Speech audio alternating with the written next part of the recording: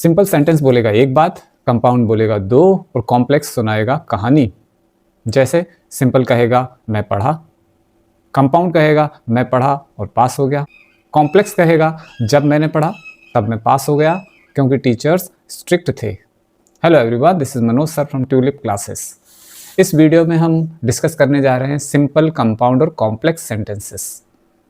दो बेसिस पर सेंटेंसेस को क्लासिफाई किया जाता है, उनके मीनिंग के बेसिस पर और उनके फॉर्मेशन मतलब रचना के आधार पर। मीनिंग के बेसिस पर जो सेंटेंसेस होते हैं उनको हम ऑलरेडी डिस्कस कर चुके हैं, उसका वीडियो चैनल पर डला हुआ है, आप उसको देख सकते हैं। इस वीडियो में हम डिस्कस करेंगे सेंटेंसेस के टाइप्स, उनके फॉर्मेशन के आधार पर, उनकी रचना के आधार पर, जिसमें हम बात करेंगे सिंपल, कंपाउंड और कॉम्प्लेक्स सेंटेंसेस के बारे में।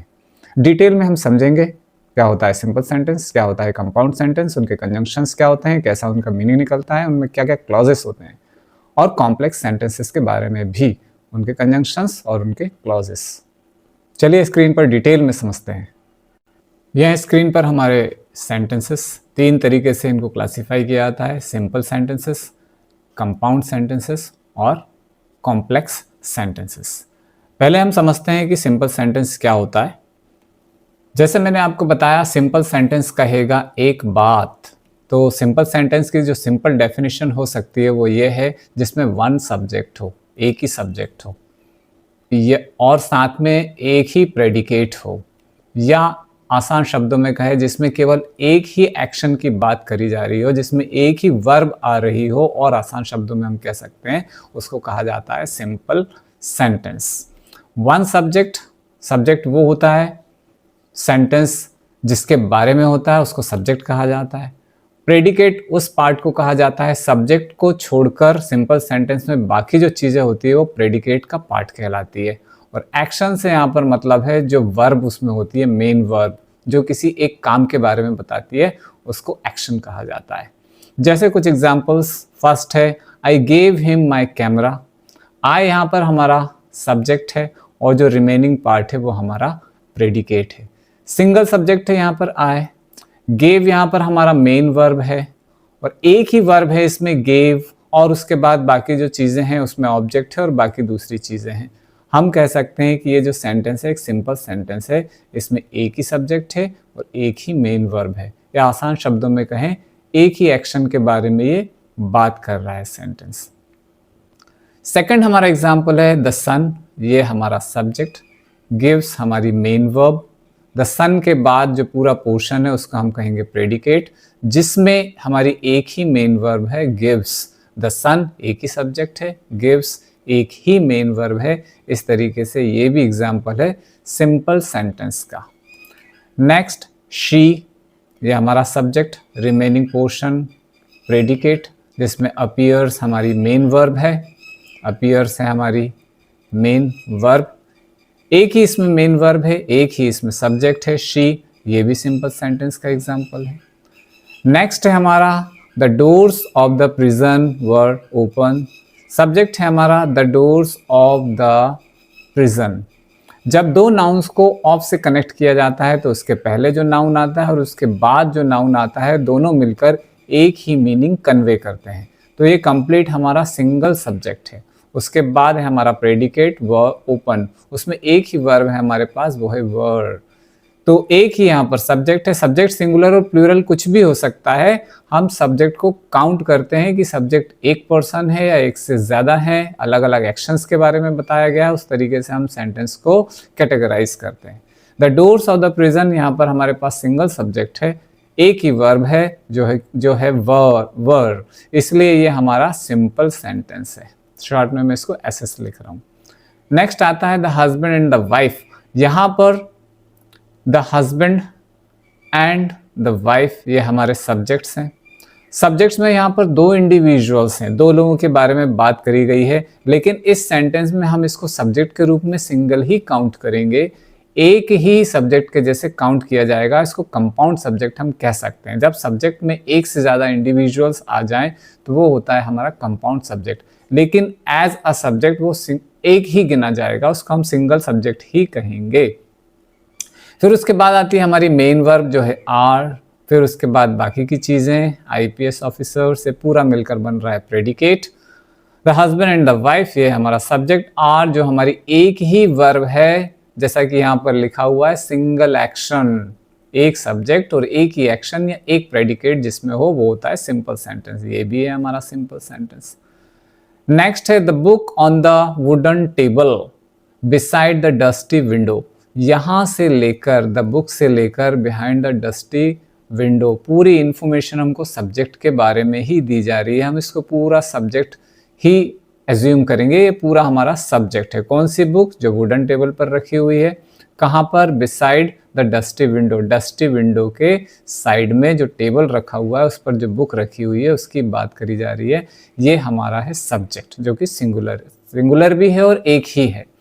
नेक्स्ट आता है हमारी वर्ब जो है belongs to my elder brother. Belong से लेकर एल्डर ब्रदर तक हमारा प्रेडिकेट है, जिसमें एक ही वर्ब दी गई है, मेन वर्ब एक ही दी गई है, जो कि है बिलोंग्स। जो मेन वर्ब है जिसको हम कहते हैं फाइनाइट वर्ब, जो हमारे पास एक ही है, सिंगल है, इसलिए जो सेंटेंस है ये भी हमारा सिंपल सेंटेंस का एग्जाम्पल है। नेक्स्ट है हमारा despite repeated warnings from teachers and parents the boy continued his careless behaviour. The boy हमारा सब्जेक्ट है, उसकी एक्स्ट्रा इन्फॉर्मेशन दी जा रही है क्या? Despite repeated warnings from teachers and parents. Teachers और पेरेंट्स से बार बार वार्निंग्स देने के बावजूद भी the boy continued his careless behaviour, उस लड़के ने अपना केयरलेस बिहेवियर नहीं छोड़ा। इसमें ये वर्ब है कंटिन्यूड, सब्जेक्ट भी हमारे पास एक ही है द बॉय, और वर्ब भी हमारे पास एक ही है जो है कंटिन्यूड। ये भी हमारा सिंपल सेंटेंस का एग्जाम्पल है। नेक्स्ट है हमारे पास early in the morning before sunrise the birds in the garden begin their songs. Next है हमारे पास early in the morning before sunrise the birds in the garden began their songs. The birds ये हमारे subject, उसकी extra information यहाँ दी जा रही है early in the morning before sunrise. फिर उसके बाद मेन वर्ब हमारे पास है बिगैन, सब्जेक्ट हमारे पास एक ही सब्जेक्ट है, प्लूरल के फॉर्म में है बट सब्जेक्ट एक ही है। मेन वर्ब हमारे पास एक ही है जो कि है बिगैन। इस तरीके से ये सेंटेंस भी जो है वो सिंपल सेंटेंस का एग्जाम्पल है। सिंपल सेंटेंस जिसमें एक सब्जेक्ट के बारे में और एक ही एक्शन के बारे में बताया जाए उसको हम कहेंगे उसको हम कहेंगे सिंपल सेंटेंस। और टेक्निकल वर्ड्स में हम ऐसे कह सकते हैं, ऐसा सेंटेंस जिसमें एक ही मेन क्लॉज हो उसको कहा जाता है सिंपल सेंटेंस। क्या होते हैं ये क्लॉज? आगे जब कंपाउंड या कॉम्प्लेक्स सेंटेंस अभी हम करने वाले हैं उसमें आपको और क्लियर हो जाएगा। इसमें आगे अभी बहुत एग्जाम्पल्स हैं, आप वीडियो को पॉज करके सारे एग्जाम्पल्स को रीड कर सकते हैं और स्टडी कर सकते हैं। आप एनालाइज कर सकते हैं कि किस सेंटेंस को कैसे हम कैटेगराइज करते हैं। इस पीडीएफ को आप डाउनलोड भी कर सकते हैं, जिसमें आपको एक नॉमिनल प्राइस पे करना होगा और पूरा कंप्लीट पीडीएफ आपके लिए अवेलेबल हो जाएगा। इसका लिंक आपको डिस्क्रिप्शन में मिल जाएगा। अब आगे हम देखते हैं कंपाउंड सेंटेंसेस। कंपाउंड सेंटेंस की सिंपल डेफिनेशन है जिसमें हम बोलते हैं टू और मोर मेन क्लॉजेस ज्वाइंड टुगेदर। दो या दो से ज़्यादा मेन क्लॉज यदि आपस में जुड़े हुए होते हैं तो वो एक कंपाउंड सेंटेंस बनाते हैं। अब क्वेश्चन ये आता है कि मेन क्लॉज हम किसको कहते हैं? क्लॉज का मीनिंग होता है सेंटेंस जो किसी दूसरे सेंटेंस का पार्ट हो। मेन क्लॉज उनको कहा जाता है जो अपने आप में कंप्लीट मीनिंग्स देते हैं, उनको कहा जाता है मेन क्लॉज। इजी वर्ड्स में आप इस तरीके से समझ सकते हैं, दो या दो से ज़्यादा सिंपल सेंटेंसेस यदि आपस में कनेक्टेड है तो वो मिलकर एक कंपाउंड सेंटेंस बनाते हैं। उसको बनाने के लिए हमको कुछ कंजंक्शंस की ज़रूरत पड़ती है जो इस तरीके से दिए हुए हैं। क्या है कंजंक्शंस? ये कंजंक्शंस हैं हमारे पास एंड, उनके हिंदी मीनिंग्स ब्रैकेट में साइड में दिए हुए हैं, आप वीडियो को पॉज करके रीड कर सकते हैं, लिख सकते हैं। बट, और, nor, yet, so, therefore, however, for, जो एक कंजंक्शन भी होता है, लेकिन यदि वो कंपाउंड सेंटेंस में आया हुआ है, यदि दो सेंटेंसेस को कनेक्ट कर रहा है तो हम उसको कहेंगे कि वो कंपाउंड सेंटेंस को फ्रेम कर रहा है, और उसका हिंदी मीनिंग यहाँ पर निकलेगा के कारण। Moreover, nevertheless, still, फिर उसके बाद को रिलेटिंग कंजंक्शंस, यानी ऐसे कंजंक्शंस जो दो वर्ड्स एक साथ आते हैं, जैसे both and, not only but also, या फिर as well, neither nor, either or. ये कंजंक्शंस यदि सेंटेंसेस को कनेक्ट कर रहे हैं, दो सेंटेंसेस को, तो आप समझ जाइए कि वो मिलकर एक कंपाउंड सेंटेंस बना रहे हैं। उसमें जो दो सिंपल सेंटेंसेस रहेंगे उनको हम कह सकते हैं कि वो दो मेन क्लॉजेस हैं, दोनों मिलकर एक कंपाउंड सेंटेंस फ्रेम कर रहे हैं। देखते हैं कुछ examples. First example, he was tired but, ये कंजंक्शन यहां पर लगा हुआ है। यहां से यहां तक एक पूरा सेंटेंस है, और फिर उसके बाद यहाँ ही से लेकर वर्किंग तक दूसरा सेंटेंस है। इसमें इसकी अपनी एक वर्ब है वॉज, और इसमें इसकी अपनी एक वर्ब है जो है कंटिन्यूड, और इसका अपना सब्जेक्ट है ही, इसका अपना सब्जेक्ट है ही। दो अलग अलग बातों के बारे में सेंटेंस इंफॉर्मेशन दे रहा है, साथ में कंजंक्शन भी लगा हुआ है। इस तरीके से हम कहेंगे कि यहाँ से लेकर एंड तक, फुल स्टॉप तक, ये एक कंपाउंड सेंटेंस है। और इजी वर्ड्स में यदि आप देखते हैं कि दो सेंटेंसेस बट से कनेक्टेड है, तो वो सिंपली हम कह सकते हैं कि वो एक कंपाउंड सेंटेंस है। He was tired but he continued working. Second, she finished homework and, यहाँ पर एंड लगा हुआ है कंजंक्शन। ये हमारा एक क्लॉज है मेन, यहाँ से यहाँ तक हमारा दूसरा है मेन क्लॉज। मेन क्लॉज, या फिर इसको कहा जा सकता है प्रिंसिपल क्लॉज, या इसको कहा जा सकता है इंडिपेंडेंट क्लॉज। इस तरीके का सेंटेंस होता है। इन दोनों को यदि हम अलग कर दें, इस सेंटेंस को she finished her homework, she went out to play, इन दोनों को यदि हम सेपरेट कर देते हैं, कंजंक्शन एंड को हटा देते हैं, तो दोनों अपने आप में कंप्लीट मीनिंग देते हैं। कोई भी अपने आप में अधूरा नहीं रहेगा। एक को दूसरे की हेल्प की जरूरत नहीं है मीनिंग को कंप्लीट करने के लिए, इसीलिए इनको कहा जाता है मेन क्लॉज या प्रिंसिपल क्लॉज या फिर इंडिपेंडेंट क्लॉज। तो एक कंपाउंड सेंटेंस वो होता है जिसमें दो या दो से ज्यादा इंडिपेंडेंट क्लॉजेस हों। कंजंक्शन है हमारा एंड, और पूरा सेंटेंस जो है वो है हमारा कंपाउंड सेंटेंस। नेक्स्ट है यू मस्ट हरी, और लगा हुआ है। आप इन कंजंक्शंस को याद कर सकते हैं। जब आप देखते हैं कि ऐसे कंजंक्शंस यूज किए जा रहे हैं, आप ब्लाइंडली कह सकते हैं कि एक कंपाउंड सेंटेंस को फ्रेम कर रहे हैं। ये भी है कंपाउंड का एग्जांपल। नेक्स्ट है he did not apologise nor did he explain his behaviour, इसमें हमारा कंजंक्शन है नॉर। ये थोड़ा सा टेक्निकल है, आपको एक चीज को इसमें याद रखना पड़ेगा। जब भी हम नॉर का यूज करते हैं और उसके बाद जो सेंटेंस आता है उसमें इन्वर्जन का यूज किया जाता है। इन्वर्जन का मतलब पहले हमको हेल्पिंग वर्ब लिखनी होती है, फिर हम सब्जेक्ट लिखते हैं। किसी भी नेगेटिव कंजंक्शन में हमको ये रूल फॉलो करना होता है इंग्लिश लैंग्वेज में, अदरवाइज हमारा सेंटेंस इनकरेक्ट हो जाएगा ग्रामेटिकली। पहले हम लिखेंगे हेल्पिंग वर्ब, फिर लिखेंगे सब्जेक्ट, इंटरोगेटिव सेंटेंस के जैसे, बट मीनिंग इंटरोगेटिव नहीं होता है। नेक्स्ट है हमारा the bell rang so the students left the classroom. ये हमारा कंजंक्शन सो, इससे पहले ये एक मेन क्लॉज, उसके बाद में एक मेन क्लॉज, दोनों मिलकर फ्रेम कर रहे हैं एक कंपाउंड सेंटेंस। मीनिंग्स में आपको इसलिए नहीं बता रहा हूं कि यदि मैं आपको मीनिंग बताता हूं तो हमारा वीडियो बहुत लेंदी हो जाएगा। मीनिंग्स जब सेंटेंस को, कंजंक्शंस को, इसके लिए मैं आपको सेपरेट वीडियो बनाकर कंजंक्शंस के यूज़ जब मैं आपको सिखाऊंगा तब मैं मीनिंग के साथ आपको हर सेंटेंस को एक्सप्लेन करूंगा, और कंजंक्शंस के क्या रूल्स होते हैं, थोड़ा सा ये टेक्निकल है, वो हम डिटेल में मीनिंग के साथ समझेंगे। He was poor but he was honest, यहाँ पर है हमारा कंजंक्शन बट, उसके पहले ये एक मेन क्लॉज, उसके बाद में है ये एक मेन क्लॉज, ये हमारा कंपाउंड सेंटेंस बना। नेक्स्ट है either you complete the work today, यहाँ पर ईदर लिखा हुआ है, यहाँ पर और लिखा हुआ है, ये हमारा सब्जेक्ट, इसका ये सब्जेक्ट, ये इसकी वर्ब, ये इसकी वर्ब, दो अलग अलग वर्ब्स हैं, दो अलग अलग सब्जेक्ट्स हैं, कंजंक्शंस लगे हुए हैं। इस तरीके से ये हमारा है compound sentence, single compound sentence. Next, not only did he lose the match, फिर से इन्वर्जन लगा हुआ है क्योंकि नॉट हमारा नेगेटिव वर्ड है। जब भी नेगेटिव कंजंक्शन हम यूज करते हैं इन्वर्जन के रूल को हमको फॉलो करना होता है। Not only did he lose the match, फिर यहाँ पर आ गया है बट, ऑल्सो कोरिलेटिंग कंजंक्शन है।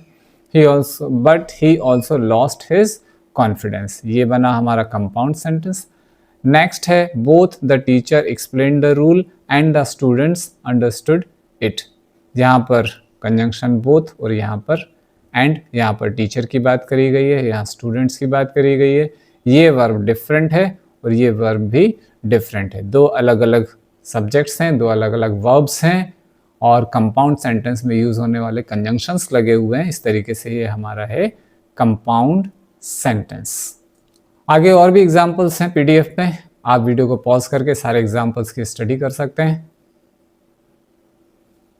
नेक्स्ट हम आते हैं कॉम्प्लेक्स सेंटेंसेस पर, देखते हैं इसकी क्या डेफिनेशन है। A complex sentence is a sentence that has one principal और मेन और इंडिपेंडेंट क्लॉज एंड वन और more subordinate that is also called dependent clauses. ऐसा सेंटेंस जिसमें एक प्रिंसिपल क्लॉज हो, जिसको मेन क्लॉज भी कहा जा सकता है, इंडिपेंडेंट क्लॉज भी कहा जा सकता है, फिर एक या एक से ज़्यादा सबऑर्डिनेट क्लॉज हो। सबऑर्डिनेट क्लॉज का मतलब होता है ऐसा क्लॉज जो अपने मीनिंग को कंप्लीट करने के लिए मेन क्लॉज पर डिपेंड करता है। यदि उनको सेपरेट किया जाए तो सबऑर्डिनेट क्लॉज मीनिंग कंप्लीट नहीं दे सकता है। इस प्रकार से इन दोनों से बने हुए सेंटेंस को कॉम्प्लेक्स सेंटेंस कहा जाता है। The subordinate clause depends on the principal clause for its complete meaning and cannot stand alone. Subordinate clause को यदि independently लिखा जाएगा तो वो complete meaning नहीं दे सकता है। ये हमारा complex sentence, इसमें एक होता है main clause, एक होता है एक या एक से ज़्यादा subordinate clauses हो सकते हैं। इन्हीं subordinate clauses को आगे classify किया जाता है noun clause में, adjective clause में and adverb क्लॉज में। अभी हम सिर्फ ये देखने जा रहे हैं कि कॉम्प्लेक्स सेंटेंस को हम कैसे आइडेंटिफाई करते हैं। नाउन क्लॉज क्या होता है, एडजेक्टिव क्लॉज क्या होता है, एडवर्ब क्लॉज क्या होता है, इन तीनों को समझने के लिए हर एक के लिए हमें एक सेपरेट वीडियो की ज़रूरत पड़ेगी, क्योंकि इसको डिटेल में समझना पड़ता है। अभी हम सिर्फ देखते हैं कि हम कॉम्प्लेक्स सेंटेंस को कैसे आइडेंटिफाई कर सकते हैं। ये कुछ एग्जाम्पल्स हमारी स्क्रीन पर। फर्स्ट है I know that he is honest. एक कॉम्प्लेक्स सेंटेंस का एग्जाम्पल है, इसमें कंजंक्शन लग रहा है दैट। तो इसमें समझाया गया है कि प्रिंसिपल क्लॉज जो है हमारा वो है आई नो, यहाँ से लेकर यहाँ तक ये हमारा प्रिंसिपल क्लॉज या जिसको मेन क्लॉज भी कहा जाता है या इंडिपेंडेंट क्लॉज भी कहा जाता है, ये है हमारा प्रिंसिपल क्लॉज। बचा हुआ सेंटेंस है दैट ही इज ऑनेस्ट, ये हमारा सबऑर्डिनेट क्लॉज है। यदि हम सिर्फ इतना लिखते हैं दैट ही इज ऑनेस्ट और इसके अलावा इसके आगे और इसके पीछे कुछ भी हम ऐड नहीं करते हैं, तो ये जो क्लॉज है, ये जो सेंटेंस है, इनकम्प्लीट मीनिंग देता है। इसको अपनी मीनिंग को कंप्लीट करने के लिए कुछ और सेंटेंस की ज़रूरत पड़ती है, इसीलिए ये सबऑर्डिनेट है। सबऑर्डिनेट मीन्स छोटा, इसको मेन क्लॉज की ज़रूरत पड़ती है और दोनों जब आपस में मिल जाते हैं, मेन क्लॉज और सबऑर्डिनेट क्लॉज, तो एक कॉम्प्लेक्स सेंटेंस फ्रेम होता है। और देखते हैं हम एग्जाम्पल्स। बहुत सारे कंजंक्शंस हम इसमें यूज़ करते हैं, जैसे इसमें दिए हुए हैं टाइम के conjunctions, after, before, when, whenever, while, as, until, since. सारे कंजंक्शंस के मीनिंग्स ब्रैकेट में हिंदी में दिए हुए हैं। कुछ कंजंक्शंस के अलग अलग क्लॉजेस में अलग अलग मीनिंग होते हैं, वो सेपरेटली टॉपिक वाइज यहाँ पर दिए हुए हैं। आप वीडियो को पॉज करके इन सारे मीनिंग्स को लिख लीजिए।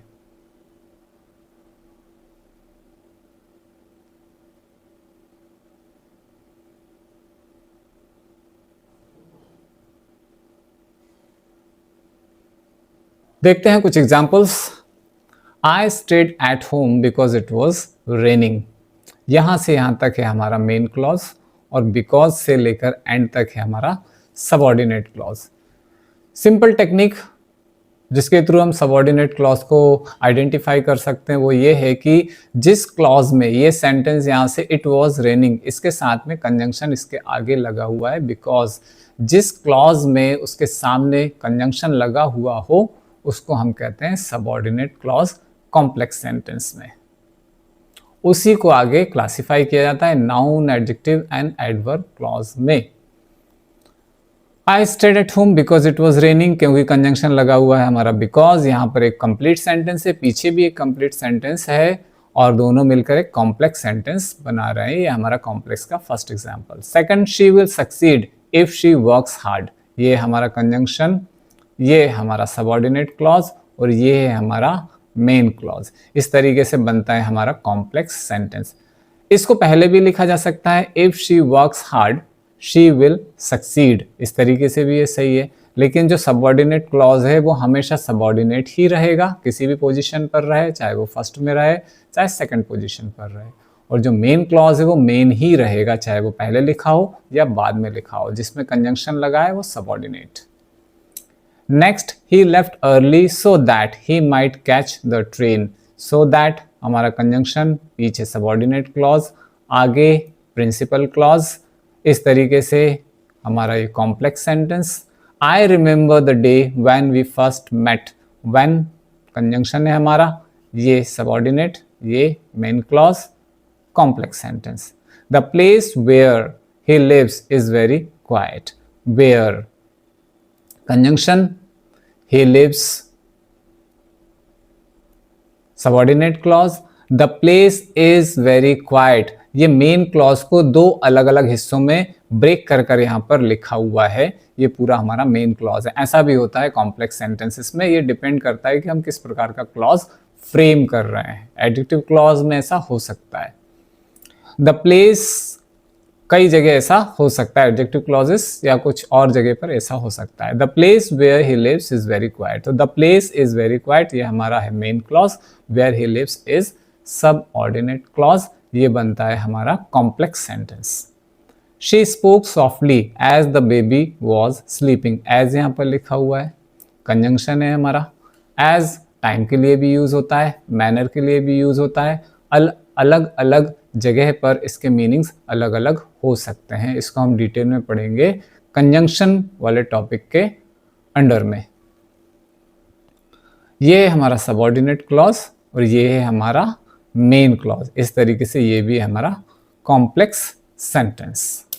नेक्स्ट है ही continued working although he was tired, ये हमारा कंजंक्शन, ये हमारा सबऑर्डिनेट क्लॉज पीछे, आगे यहाँ से लेकर यहाँ तक हमारा मेन क्लॉज है, ये है हमारा मेन क्लॉज और ये पीछे वाला है हमारा सबऑर्डिनेट क्लॉज। शॉर्ट में मैंने इसको एस लिखा है और मेन क्लॉज को एम लिखा हुआ है। बनता है हमारा कॉम्प्लेक्स सेंटेंस, एक मेन क्लॉज और एक सबऑर्डिनेट क्लॉज, कंजंक्शन है ऑल्दो। इसको हम इस तरीके से भी लिख सकते हैं, although he was tired he continued working, ये हमारा कॉम्प्लेक्स सेंटेंस। नेक्स्ट है I will help you when ever you need me, when ever conjunction, फिर पीछे वाला सबऑर्डिनेट क्लॉज, आगे वाला मेन क्लॉज, ये है हमारा कॉम्प्लेक्स सेंटेंस। नेक्स्ट है हमारा the child cried while his mother was away, while conjunction, पीछे सबऑर्डिनेट क्लॉज, आगे मेन क्लॉज, ये है हमारा कॉम्प्लेक्स सेंटेंस। इस तरीके से हमने 10 एग्जाम्पल्स सिंपल सेंटेंस के, 10 एग्जाम्पल्स कंपाउंड और 10 एग्जाम्पल्स कॉम्प्लेक्स सेंटेंसेस के हमने एनालाइज किए हैं। यदि आप वीडियो को ध्यान से देखते हैं तो बड़ी आसानी से आप क्लासीफाई कर सकते हैं किस सेंटेंस को किस कैटेगरी में पुटअप किया जा सकता है। और भी एग्जाम्पल्स आपकी स्क्रीन पर फ्लैश हो रहे हैं, आप वीडियो को पॉज करके सारे एग्जाम्पल्स को एनालाइज कर सकते हैं। इससे आपको सेंटेंस को आइडेंटिफाई करने में बहुत हेल्प होगी। इसके अलावा इन कंजंक्शंस को कैसे यूज करना है, क्या उनका मीनिंग है, अलग अलग तरीके के क्लॉजेस कैसे फ्रेम किए जा सकते हैं, किस क्लॉज का क्या नाम होता है, नाउन क्लॉज किसे कहते हैं, एडजेक्टिव किसे कहते हैं और एडवर्ब क्लॉज किसे कहते हैं, इसको समझने के लिए आप बने रहिए मनोज सर इंग्लिश के साथ। Thank you.